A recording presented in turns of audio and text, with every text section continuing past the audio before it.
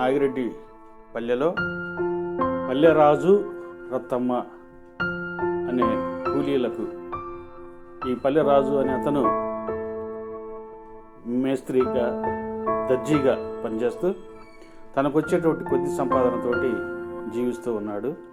ఈలోగా అతని కుమారుడు అయినటువంటి ఋషికి టెస్టికల్స్లో ఒక రకమైనటువంటి ఒక రంధ్రం పుండులాగా ఏర్పడింది.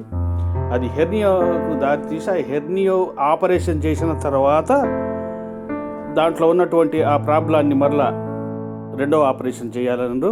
అది ఆరోగ్యశ్రీ కార్డు కిందకు రాదు. మరి దాదాపు 3-4 లక్షల రూపాయలు ఖర్చు అవుతుందని డాక్టర్స్ని సంప్రదించినప్పుడు వారు మరి కూలీ చేసుకుని బ్రతికే వాళ్ళు అంత ఖర్చు పెట్టలేని పరిస్థితుల్లో మరి అక్కడ పనిచేస్తున్నటువంటి చిన్నమ్మాయి అనే ఒక హిందీ టీచర్ ద్వారా జాషి ఫౌండేషన్కు ఒక చిన్న విన్నపము తెలియపరచడం అనేది జరిగింది.